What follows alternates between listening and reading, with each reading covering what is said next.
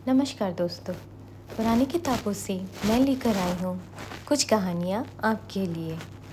मैं आज लेकर आई हूँ मुंशी प्रेमचंद की लिखी कहानी नर्मला का भाग 4। भाग 3 में हमने सुना कि भुवन ये विवाह नहीं करना चाहता और पंडित मोटेराम किस तरह से उनसे रुष्ट होकर उनके घर से वापस चले गए। तो आइए कहानी शुरू करते हैं। कल्याणी के सामने एक विषम समस्या आ खड़ी हुई। पति के देहांत के बाद उसे अपनी दुर्अवस्था का यह पहला और बहुत ही कड़वा अनुभव हुआ। दरिद्र विधवा के लिए इससे बड़ी और क्या विपत्ति हो सकती थी कि जवान बेटे सिर पर सवार हो। लड़के नंगे पांव पढ़ाने जा सकते हैं, चौका बर्तन भी अपने हाथों से किया जा सकता है, रूखा सूखा खाकर निर्वाह किया जा सकता है, झोपड़े में दिन काटे जा सकते हैं, लेकिन युवती कन्या घर में नहीं बैठाई जा सकती। पंडित मोतीलाल ने उनकी कपट लीला का वृत्तांत सुना दिया था। वह इसी क्रोध में भरी बैठी थी कि कृष्णा खेलती हुई आई और बोली, क्या दिन में बारात आएगी अम्मा? पंडित तो आ गए। कल्याणी, बारात का सपना देख रही है क्या? कृष्णा, वही चंदर तो कह रहा था कि 2-3 दिन में बारात आएगी। क्या ना आएगी अम्मा? कल्याणी, एक बार तो कह दिया, सिर क्यों खाती है? कृष्णा, सबके घर तो बारात आ रही है, हमारे घर क्यों नहीं आती? कल्याणी, तेरे यहाँ जो बारात लाने वाला था उसके घर में आग लग गई है। कृष्णा, सच अम्मा? तब तो सारा घर जल गया होगा। कहाँ रहते होंगे? बहन कहाँ जाकर रहेगी? कल्याणी, अरे पगली, तू तो बात ही नहीं समझती। आग नहीं लगी, वह हमारे यहाँ ब्याह ना करेंगे। कृष्णा, यह क्यों अम्मा? पहले तो वही ठीक हो गया था ना? कल्याणी, बहुत से रुपए मांगता है, मेरे पास उसे देने को रुपए नहीं हैं। कृष्णा, क्या बड़े लालची है अम्मा? कल्याणी, लालची नहीं तो और क्या है? पूरा कसाई, निर्दयी, दगाबाज। कृष्णा, तब तो अम्मा बहुत अच्छा हुआ कि उसके घर बहन का विवाह नहीं हुआ। बहन उनके साथ कैसे रहती? यह तो खुश होने की बात है अम्मा, तुम रंज क्यों करती हो? कृष्णा का कथन कितना सत्य है। भोले शब्दों में समस्या का कितना मार्मिक निरूपण है। सचमुच यह तो प्रसन्न होने की बात है कि ऐसे कुपात्रों से संबंध नहीं हुआ।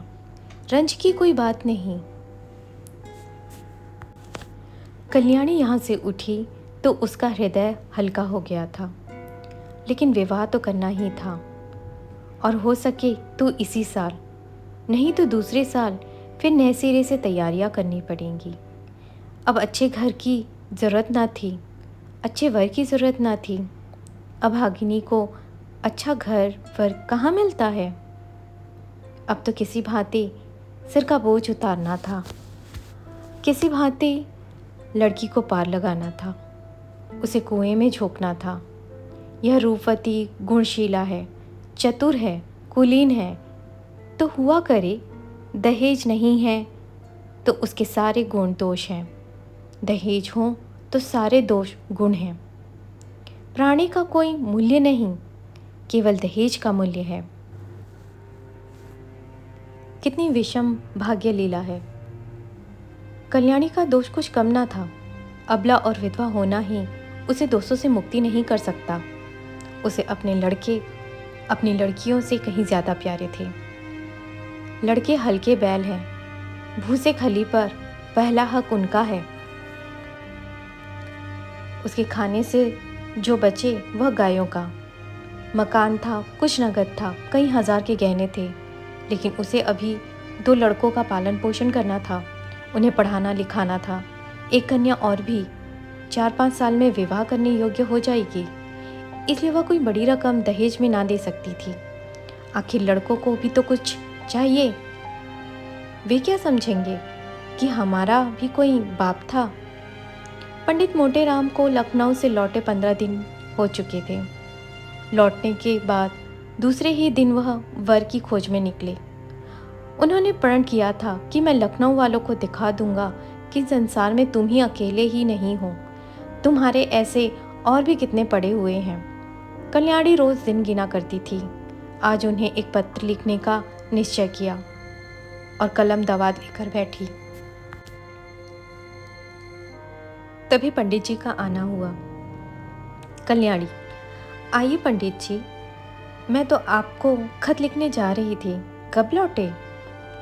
मोटेराम, लौटा तो प्रातःकाल ही था, पर इसी समय एक सेठ के यहाँ से निमंत्रण आ गया। कई दिन से तरमाल ना मिले थे। मैंने कहा कि लगे हाथ यह काम निपटाता चलूं। अभी उधर से ही लौटा रहा हूँ। कोई 500 ब्राह्मणों की पंगत थी। कल्याणी, कुछ कार्य भी सिद्ध हुआ या रास्ता ही नापना पड़ा? मोटेराम, कार्य क्यों ना सिद्ध होगा भला? यह भी कोई बात है? 5 जगह बातचीत कराया हूँ, 5 की नकल लाया हूँ। उनमें से आप चाहे जिसे पसंद करें। यह देखिए, एक लड़के का बाप डाक के सीगे में से 100 रुपये महीने का नौकर है। लड़का अभी कॉलेज में पढ़ रहा है, मगर नौकरी का भरोसा है। घर में कोई जायदाद नहीं। लड़का होनहार मालूम होता है। खानदान भी अच्छा है। 2000 में बात तय हो जाएगी। मांगते तो यह 3000 हैं। कल्याणी, लड़के के कोई भाई हैं? मोटे, नहीं, मगर 3 बहनें हैं और तीनों कुंवारी। माता जीवित है। अच्छा, अब दूसरी नकल दीजिए। यह लड़का रेल के सींगे में 50 रुपये महीने पाता है। माँ बाप नहीं है। बहुत ही रूपवान, सुशील और शरीर से खूब हष्ट-पुष्ट कसरती जवान है, मगर खानदान अच्छा नहीं। कोई कहता है माँ नाइन थी, कोई कहता है ठकुराइन। बाप किसी रियायत में मुख्तार थे। घर पर थोड़ी सी जिम्मेदारी है, मगर उस पर कई हजार का कर्ज है। वहाँ कुछ लेना देना ना पड़ेगा। उम्र कोई 20 साल होगी।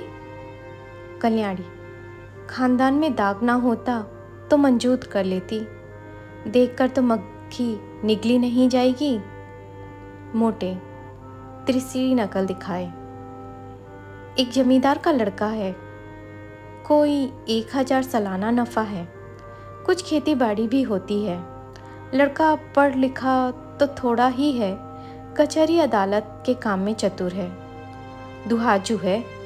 पहली स्त्री को मरे 2 साल हो गए। उससे कोई संतान नहीं, लेकिन रहन सहन मोटा है। पीसना कूटना घर में ही होता है। कल्याणी, कुछ दहेज मांगते हैं? मोटे, इसकी कुछ ना पूछिए, 4000 सुनाते हैं। अच्छा, एक चौथी नकल दिए। लड़का वकील है। उम्र कोई 35 साल होगी। 300-400 की आमदनी है। पहली स्त्री मर चुकी है। उससे 3 लड़के भी हैं। अपना घर बनवाया है। कुछ जायदाद भी खरीदी है।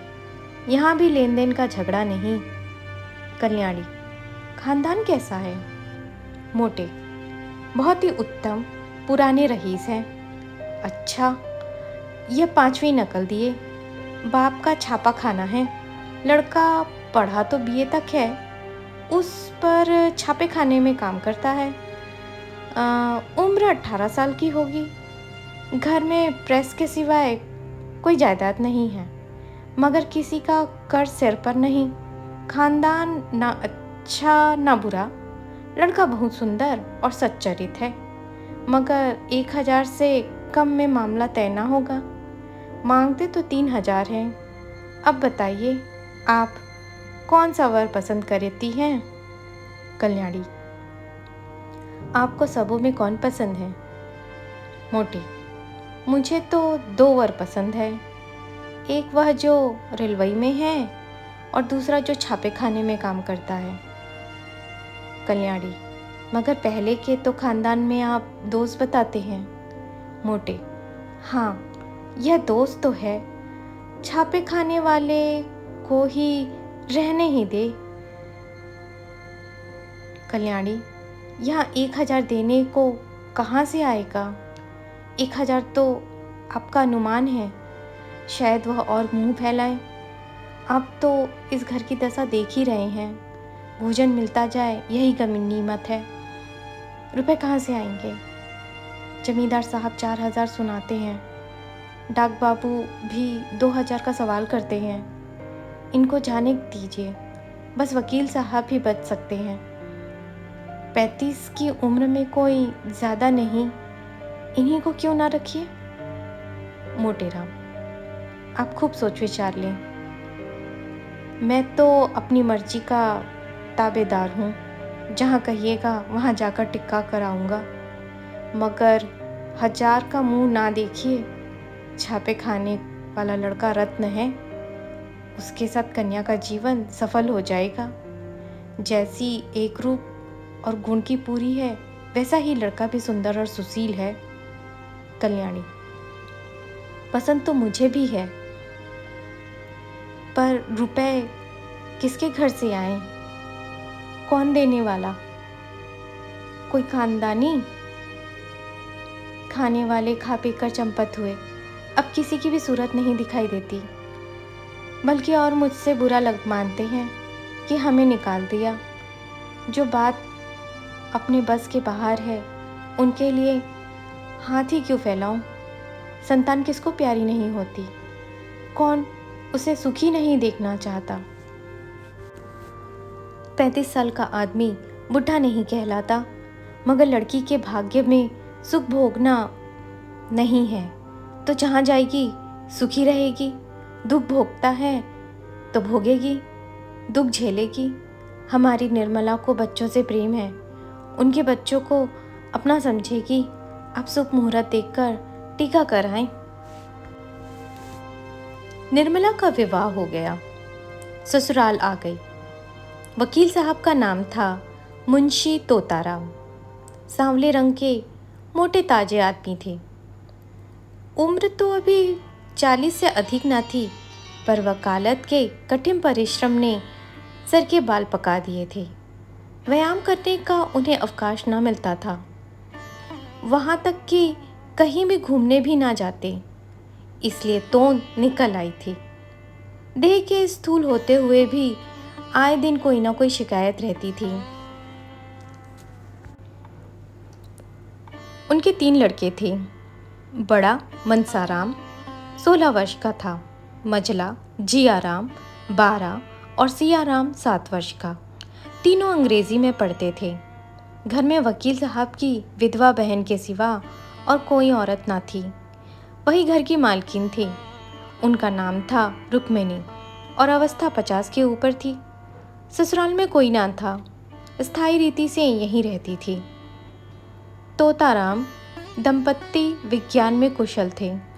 निर्मला को प्रसन्न रखने के लिए उनमें जो स्वाभाविक कमी थी, उसे वह उपहारों से पूरी करना चाहते थे। निर्मला के लिए कोई ना कोई तोहफा रोज लाया करते थे। मौके पर धन की परवाह न करते। लड़कों के लिए थोड़ा दूध आता था, पर निर्मला के लिए मेवे, मुरब्बे, मिठाइयाँ, किसी चीज़ की कमी ना थी। अपनी ज़िंदगी में कभी सैर तमाशे देखने ना गए थे, पर अब छुट्टियों में निर्मला को सिनेमा, सर्कस दिखाने ले जाया करते थे। अपने बहुमूल्य समय का थोड़ा सा हिस्सा उसके साथ बैठकर ग्रामोफोन बजाने में व्यतीत करते थे। लेकिन निर्मला को ना जाने क्यों तोताराम के पास बैठने और हंसने बोलने में संकोच होता था। इसका कदाचित यह कारण था कि अब तक ऐसा ही एक आदमी उसका पिता था, जिसके सामने वह सिर झुकाकर देह चुरा कर निकलती थी। अब उनकी अवस्था का एक आदमी उसका पति था। वह उसे प्रेम की वस्तु नहीं, सम्मान की वस्तु समझती थी। उनसे भागती फिरती। उनको देखते ही उसकी प्रफुल्लता पलायन कर जाती थी। वकील साहब को न के दंपत्ति विज्ञान ना सिखाया था कि युवती के सामने खूब प्रेम की बातें करनी चाहिए, दिल निकाल कर रख देना चाहिए। यही उसे वशीकरण का मुख्य मंत्र है। इसलिए वकील साहब अपने प्रेम प्रदर्शन में कोई कसर न रखते थे। लेकिन निर्मला को इन बातों से घृणा होती थी।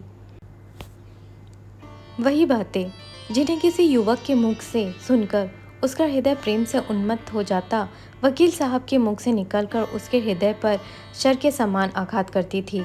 उसमें रस ना था, उल्लास ना था, उन्माद ना था, हृदय ना था, लेकिन बनावट थी, धोखा था और शुष्क नीरस शब्दाडंबर। उसे इत्र और तेल बुरा न लगता, सैर तमाशे बुरे न लगते, बनाव श्रृंगार भी बुरा न लगता था। बुरा लगता था तो केवल तोताराम के पास बैठना। पहला महीना गुजरते ही तोताराम ने निर्मला को अपनी खजांची बना लिया। कचहरी से आकर दिन भर की कमाई उसे दे देते। उसका ख्याल था कि निर्मला इन रुपयों को देखकर फूली ना समाएगी। निर्मला बड़े शौक से इस पद का काम अंजाम देती थी। एक एक पैसे का हिसाब लिखती। अगर कभी रुपए कम मिले तो पूछती, आज रुपए कम क्यों हैं? गृहस्थी के संबंध में उससे खूब बातें करती। इन्हीं बातों के लायक वह उनको समझती। ज्यों ही कोई विनोद की बात उनके मुख से निकलती थी, उसका मुख लीन हो जाता था। बच्चों के साथ हंसने खेलने से वह अपनी दशा को थोड़ी देर के लिए भूल जाती, कुछ मन हरा हो जाता।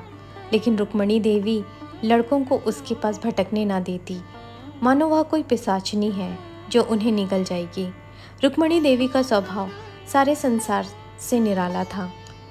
यह पता लगाना कठिन था कि वह किस बात से खुश होती है और किस बात से नाराज। एक बार जिस बात से खुश हो जाती, दूसरी बार उसी बात से जल जाती।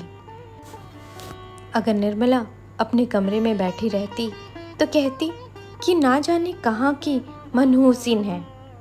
अगर वह कोठे पर चढ़ जाती या महरियों से बातें करती तो छाती पीटने लगती। ना लाज है ना शर्म, निगोड़ी ने हया भून खाई। लड़कों को बार बार पैसों की ज़रूरत पड़ती थी। जब तक वह स्वामिनी थी, उन्हें बहला दिया करती थी। अब सीधे निर्मला के पास भेज देती। निर्मला को लड़कों के चटोरापन अच्छा ना लगता, कभी कभी पैसे देने से इनकार कर देती। निर्मला अगर चिढ़कर किसी दिन बिना कुछ पूछे ताछे पैसे दे देती तो देवी जी उसकी दूसरी ही आलोचना करती। एक दिन निर्मला ने अपने पति से कहा, आप ज़रा जीजी को समझा दीजिए, क्यों मेरे पीछे पड़ी रहती हैं? तोताराम ने तेज होकर कहा, तुम्हें कुछ कहा है क्या? रोज़ कहती है, बात मुंह से निकालना मुश्किल है। अगर उन्हें इस बात की जलन है कि मैं मालकिन क्यों बन गई, तो आप उन्हीं को रुपए पैसे दीजिए, मुझे ना दीजिए। यही मालकिन बनी रहे। मैं तो केवल इतना चाहती हूँ कि कोई मुझे ताने माने ना मारे। यह कहते कहते निर्मला के आंखों से आंसू बहने लगे। तोताराम को अपना प्रेम दिखाने का यह बहुत ही अच्छा मौका मिला। बोली, मैं आज ही उनकी खबर लूँगा, साफ कह दूँगा, मुंह बंद करके रहना है तो रहो, नहीं तो अपनी राह लो। इस घर की स्वामिनी वह नहीं, तुम हो। यह केवल तुम्हारी सहायता के लिए है। अगर सहायता करने के बदले तुम्हें दिक्कत होती है तो उनके यहाँ रहने की ज़रूरत नहीं। मैंने सोचा था कि विधवा है, अनाथ है, पाँव भर आटा खाएगी, पड़ी रहेगी। जब और नौकर चाकर खा रहे हैं तो वह भी अपनी बहन की ही है। लड़कों की देखभाल के लिए एक औरत की ज़रूरत भी थी, रख लिया। लेकिन इसके लिए यह तो नहीं कि वह तुम्हारे ऊपर शासन करे। निर्मला ने फिर कहा, लड़कों को सिखा देती है कि जाकर माँ से पैसे मांगो। कभी कुछ लड़के आकर मेरी जान खाते हैं। घड़ी भर लेटना मुश्किल हो जाता है। डांटती हूँ तो वह आंखें लाल पीली करके दौड़ती है। मुझे समझती है कि लड़कों को देखकर जलती है। ईश्वर जानते होंगे कि मैं बच्चों से कितना प्यार करती हूँ। आखिर मेरे ही बच्चे तो हैं, मुझे उनसे क्यों जलन होने लगी? तोताराम क्रोध से कांप उठे, बोले, तुम्हें जो लड़का दिख दिख करे उसे पीट दिया करो।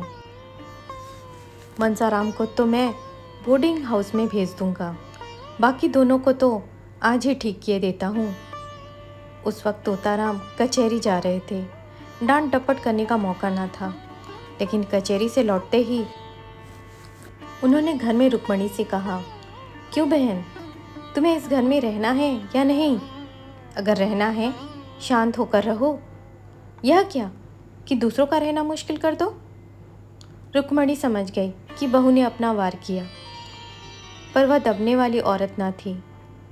एक तो उम्र में बड़ी 30, पर इसी घर की सेवा की जिम्मेदारी काट रही थी। ये था कहानी का चौथा भाग। कहानी का 5वां भाग मैं आपके लिए बहुत जल्द लेकर आऊँगी। ये थी प्रेमचंद की निर्मला का भाग 4। भाग 5 के लिए चैनल को सब्सक्राइब करें। धन्यवाद।